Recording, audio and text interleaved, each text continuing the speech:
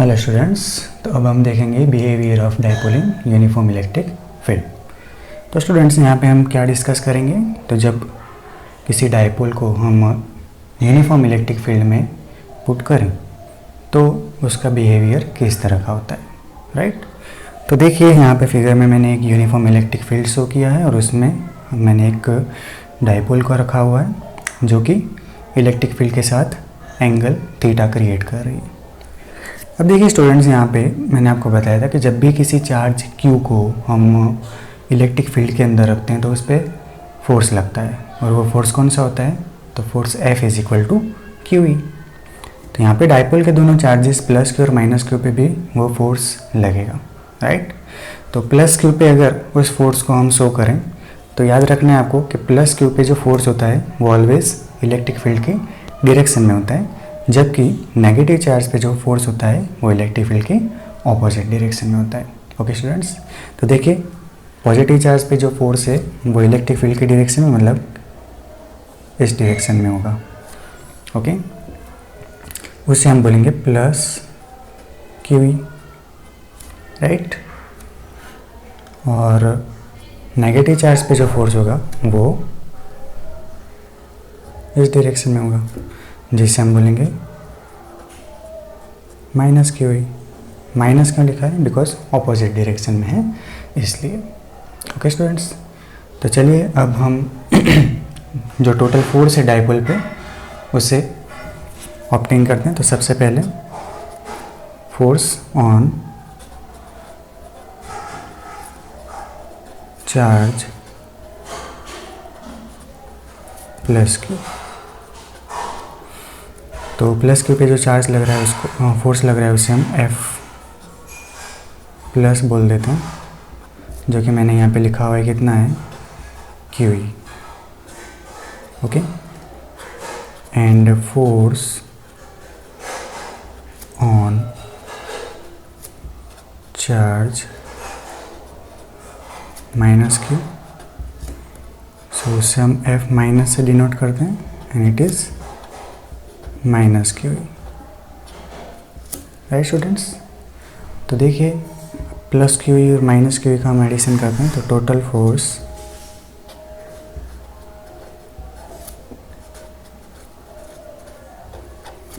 Is equal to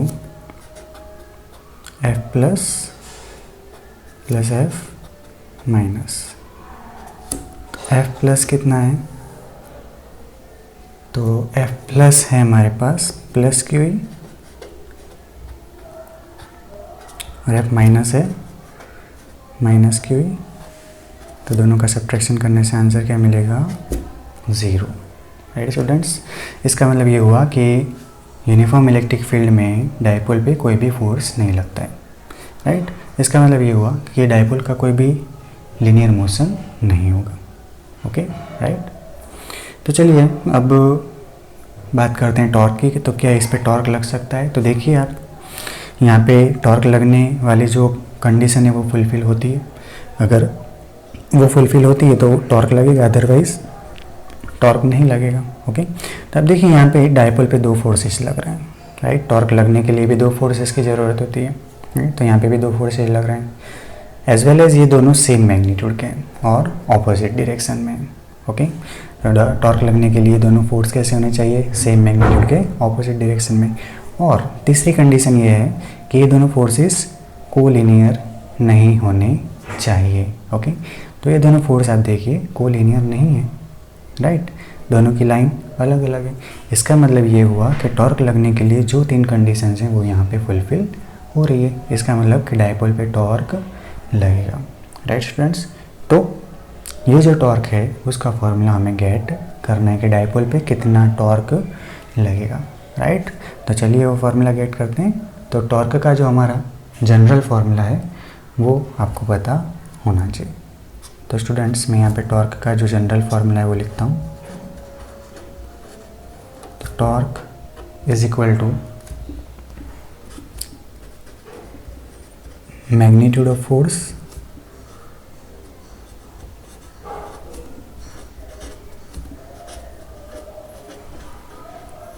into perpendicular distance. दोनों forces के बीच का परपेंडिकुलर डिस्टेंस। ओके, तो आप देखिए यहाँ पे फोर्स का जो मैग्नीट्यूड क्या है, क्यू ई, राइट, यहाँ पे भी क्यू ई। अब अगर उनके बीच के परपेंडिकुलर डिस्टेंस की बात करें तो उसके लिए देखिए मैंने यहाँ पे साइड में फिगर ड्रॉ की हुई है। ओके, इस पे से हमें दोनों फोर्सेस के बीच का परपेंडिकुलर डिस्टेंस पता चलेगा। देखिए ये सेम फिगर मैंने यहाँ पे ड्रॉ की हुई है। ओके, सिर्फ इलेक्ट्रिक फील्ड को मैंने नहीं शो किया हुआ है। ओके, देखिए यहाँ पे प्लस क्यू पे जो फोर्स लग रहा है वो किस डायरेक्शन में है, तो इस डायरेक्शन में, दैट इज क्यू ई। और नेगेटिव चार्ज पे जो फोर्स लग रहा है वो इस डायरेक्शन में, जो कि है माइनस क्यू ई। ओके, तो देखिए स्टूडेंट्स यहाँ पे ये जो डिस्टेंस है वो है 2a। ओके, तो अगर मैं इस ट्राइंगल को नाम दे दूँ, let we call this triangle as ABC, right angle triangle ABC। तो AB साइड जो है वो इस ट्राइंगल की ऑपोजिट है, राइट, और BC साइड जो है वो क्या है, हाइपोटेन्यूस है। तो देखिए अगर हम cos थीटा का फॉर्मूला अप्लाई करें, राइट, तो cos theta is equal to हमें क्या मिलेगा, तो cos theta is equal to adjacent upon hypotenuse. तो एडजेसेंट क्या है हमारा, CB या तो BC अपॉन हाइपोटेन्यूस क्या है तो 2a। अब देखिए CB हमें क्या मिला, तो 2a cos थीटा, राइट। चलिए साइन थीटा भी ऐड कर लेते हैं साथ में। तो sine theta is equal to opposite upon hypotenuse. तो ऑपोजिट क्या है हमारा, AB अपन हाइपोटेन्यूस क्या है तो 2a। तो sine theta is AB is equal to हमें क्या मिलेगा, 2a साइन थीटा, राइट। तो चलिए यहाँ पे AB और BC को हम फिगर में भी शो कर देते हैं उनके डिस्टेंस के फॉर्म में। तो AB हमें क्या मिला, 2a साइन थीटा। चलिए इसे मैं थोड़ा उल्टा करके लिख देता हूँ। तो ये 2a साइन थीटा, और BC हमें क्या मिल गया, तो BC हमें मिल गया 2a cos थीटा। ओके, तो स्टूडेंट्स अब क्वेश्चन ये है कि यहाँ पे हमें परपेंडिकुलर डिस्टेंस चाहिए। तो क्या आप बता सकते हैं कि यहाँ पे प्लस क्यू और माइनस क्यू पे लगने वाले फोर्सेस के बीच का परपेंडिकुलर डिस्टेंस कौन सा है। तो क्लियरली हम देख सकते हैं कि जो 2a साइन थीटा है वो इन दोनों के बीच का परपेंडिकुलर डिस्टेंस है। ओके स्टूडेंट्स, तो हमें जो वैल्यूज़ रिक्वायर्ड थी वो हमें मिल चुकी हैं। Magnitude of force, so magnitude of force is QE and the perpendicular distance is 2a sine theta, right students. तो देखिए अब इस इक्वेशन को हम थोड़ा अरेंज कर देते हैं। E को हम यहाँ पे एज इट इज़ रखते हैं और Q को यहाँ पे 2a से मल्टीप्लाई कर देते हैं। तो हो जाएगा Q 2a साइन थीटा। अब स्टूडेंट्स Q2a मतलब क्या होता है, तो Q2a मतलब मैंने आपको बताया क्या होता है, dipole moment P sine theta. इसको हम EP साइन थीटा नहीं बट ऐसे लिखते हैं PE साइन थीटा। ओके, तो ये यूनिफॉर्म इलेक्ट्रिक फील्ड में डायपोल पे लगने वाला टॉर्क हमें मिल गया। Torque tau is equal to P sine theta. Okay students, और क्योंकि टॉर्क कैसी क्वांटिटी है तो वेक्टर क्वांटिटी है, तो उसे हम वेक्टर फॉर्म में भी लिख सकते हैं। तो vector tau is equal to, अब देखिए साइन थीटा आप कौन से प्रोडक्ट में लगाते हैं, तो क्रॉस प्रोडक्ट में, मतलब कि यहाँ पे P और E का क्या शो करना है हमें, क्रॉस प्रोडक्ट शो करना है, right. That is tau is equal to P cross E। Okay students, तो ये हमें टॉर्क का फॉर्मूला स्केलर और वेक्टर दोनों फॉर्म में मिल गया। ओके स्टूडेंट्स, तो बहुत ही इम्पोर्टेंट थियरी है, राइट। यहाँ पे मैं एक चीज़ मेंशन कर देता हूँ कि थीटा किसके बीच का एंगल है। सो ये theta is angle between dipole moment P and electric field E। Okay, यहाँ पे अगर फिगर में मैं डाइपोल मोमेंट शो करूँ तो डाइपोल मोमेंट आप जानते हो कौन सी डायरेक्शन में होती है, तो नेगेटिव चार्ज से पॉजिटिव चार्ज की तरफ, मतलब कि इस तरफ होगी डाइपोल मोमेंट। तो डाइपोल मोमेंट इलेक्ट्रिक फील्ड के साथ जो एंगल क्रिएट करेगी उससे हम क्या बोलेंगे, थीटा बोलेंगे। Right students. सो स्टूडेंट्स, अब नेक्स्ट अब कुछ जो स्पेशल केसेस हैं इस थियरी के वो हम डिस्कस कर लेते हैं। तो let we discuss some special cases.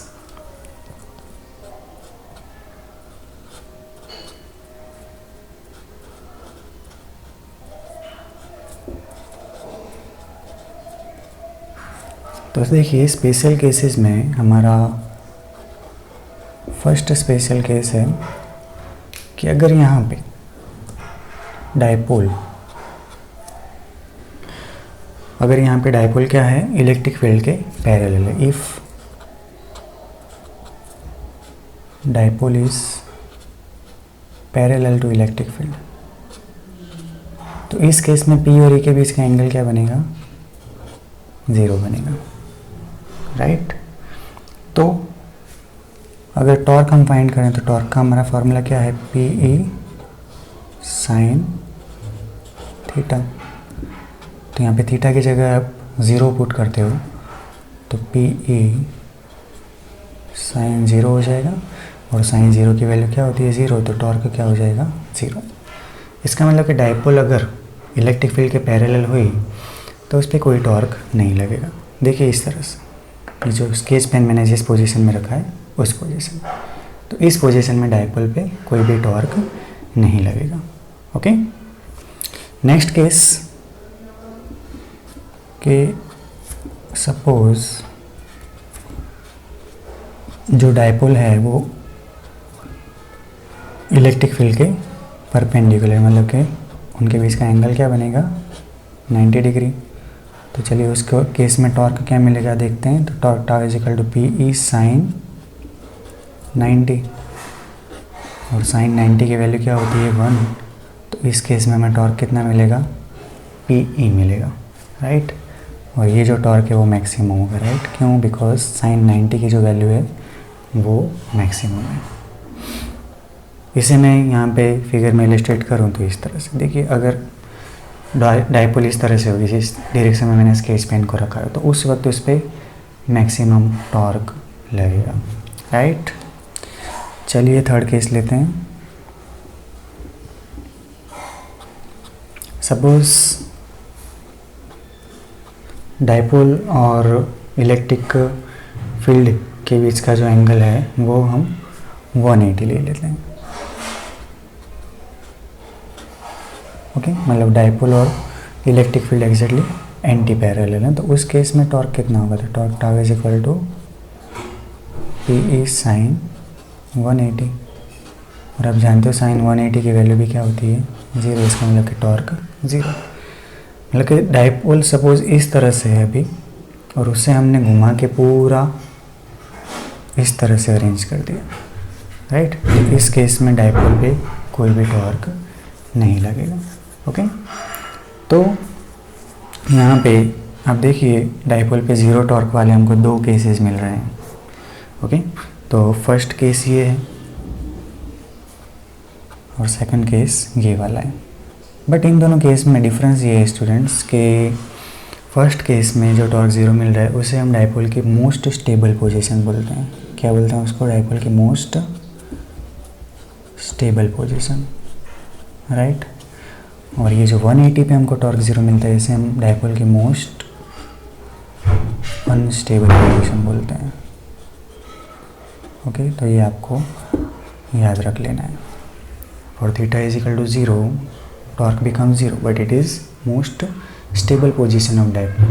And when theta is equal to 180 and torque becomes 0, that is the most stable position of the dipole.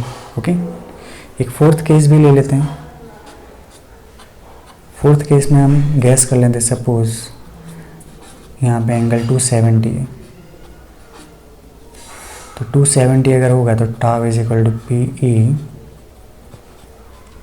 Sign theta की जगह हम क्या लेंगे, साइन 270, और साइन 270 की वैल्यू क्या होती है, नेगेटिव -1। सो यहाँ पे टॉर्क हमको क्या मिलेगा, minus P, which is the minimum value.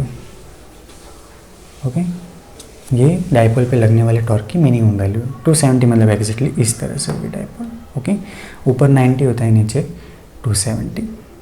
Okay fine. सो ये कुछ स्पेशल केसेस हैं डाइपोल के बारे में जो कि आपको याद रखने हैं। अब इस पूरी थियोरी के कंक्लूजन के बारे में हम अगर बात करें, थियोरी का कंक्लूजन क्या है, तो देखिए कंक्लूजन भी काफ़ी इंटरेस्टिंग है। तो कंक्लूजन में फर्स्ट कंक्लूजन स्टूडेंट्स ये है कि यूनिफॉर्म इलेक्ट्रिक फील्ड में डाइपोल पे कभी भी फोर्स लगता नहीं है। The force is always zero, the net force is always zero, right. Second conclusion ये है कि टॉर्क ज़ीरो हो सकता है, हर केस में ज़ीरो होगा ऐसा ज़रूरी नहीं है। किन केसेस में ज़ीरो होता है, तो टॉर्क में भी zero, but in which case, when theta is equal to 0 and 180। Okay, ये दो केसेस में आपको टॉर्क ज़ीरो मिल सकता है। ओके, तो ये दो कंक्लूजन है, और एक और कंक्लूजन भी है कि यहाँ पे आप देखिए फोर्स ज़ीरो है, टॉर्क ज़ीरो हो भी सकता है, नहीं भी हो सकता है। इसका मतलब ये हुआ कि डाइपोल सिर्फ रोटेशन करेगी, डाइपोल विल ओनली रोटेट, उसका कोई लीनियर मोशन नहीं होगा। फोर्स जीरो है, इसका मतलब कि उसका कोई लीनियर मोशन नहीं होगा, वो सिर्फ क्या करेगी, रोटेशन। जैसे क्लॉक में जो नीडल्स रोटेशन करती हैं ना, उसी तरह से आप देखिए नीडल्स कभी लीनियर मोशन करती हैं, नहीं करती हैं, सिर्फ क्या करती हैं, रोटेशन करती है। तो उसी तरह यहाँ पे भी आप देखिए कि जो डाइपोल है वो सिर्फ क्या करेगी, रोटेशन करेगी, उसका किसी भी तरह का लीनियर मोशन नहीं होगा। क्यों नहीं होगा, बिकॉज यहाँ पे फोर्स क्या है, ज़ीरो है। ओके स्टूडेंट्स, और यहाँ पे डाइपोल की जो रोटेशन की डायरेक्शन है वो कौन सी रहेगी, तो क्लॉकवाइज, जिस डायरेक्शन में घड़ी का निडल रोटेट करती है उसी डायरेक्शन में। ओके स्टूडेंट्स, तो बहुत ही इंपॉर्टेंट थियरी है, तो इसे आप प्रिपेयर कर दीजिएगा। हम नेक्स्ट हम एक्सरसाइज में इसके रिलेटेड एक एग्जाम्पल दिया हुआ है, उस एग्जाम्पल को डिस्कस कर लेते हैं। ओके, और एग्जाम्पल है एग्जाम्पल नंबर 1.10। ओके, तो देखिए एग्जाम्पल नंबर 1.10 काफ़ी इजी एग्जाम्पल है।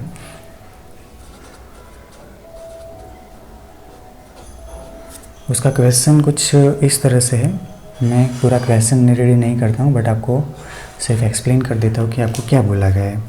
तो इसमें आपको एक यूनिफॉर्म इलेक्ट्रिक फील्ड दिया गया है। ओके, और उस इलेक्ट्रिक फील्ड का मैग्नीट्यूड आपको दिया हुआ है 5 × 10⁴। So electric field is given 5 × 10⁴ Newton पर कूलम। और इस इलेक्ट्रिक फील्ड में हमने एक डाइपोल को रखा हुआ है जिसकी डाइपोल मोमेंट आपको दी गई है 4 × 10⁻⁹ कूलम मीटर। और इस डाइपोल को हमने कितना एंगल पे रखा हुआ है, तो आपको वो भी एंगल दिया हुआ है, तो कितना एंगल पे रखा हुआ है, theta is equal to 30 degree के एंगल पे रखा है। तो आपको पूछा है कि इस डाइपोल पे कितना टॉर्क लगेगा, तो सिंपली हम क्या करेंगे, तो टॉर्क का हमारा जो फार्मूला हमने ऑब्टेन किया वो अप्लाई कर देंगे। तो क्या फार्मूला है हमारा, तो देखिए हमने ऑब्टेन किया P sin थीटा, तो वो हम इस फार्मूला में, तो उस फार्मूला को यूज़ करेंगे PE sin थीटा। चलिए क्या करना है, ऐसे वैल्यूज़ को पुट करना है। तो P आपको दिया है 4 × 10⁻⁹, इलेक्ट्रिक फील्ड है 5 × 10⁴, और साइन थीटा की जगह हम ले लेंगे 30। तो 5 × 4 = 20 × 10⁻⁻⁵, साइन 30 होता है 1/2। तो तो देखिए 2 10 × 20 कर देंगे हम, एंड 10 × 10⁻⁵ मतलब होगा 10⁻⁴। टॉर्क का यूनिट आप जानते हो क्या होता है, न्यूटन मीटर। ओके स्टूडेंट्स, तो ये हमें डाइपोल पे लगने वाला टॉर्क मिल गया। तो काफ़ी सिंपल क्वेश्चन था। ओके, तो ये हमारी थियरी और उसका एक एग्जाम्पल। तो स्टूडेंट्स इस थियरी को अच्छी तरह से प्रिपेयर कर देना। ओके, नेक्स्ट लेक्चर में हम देखेंगे कि अगर हम डाइपोल को नॉन यूनिफॉर्म इलेक्ट्रिक फील्ड में रखेंगे तो उसका बिहेवियर किस तरह का होगा। ओके, तब तक के लिए चैनल को लाइक शेयर और सब्सक्राइब कीजिए। Thank you.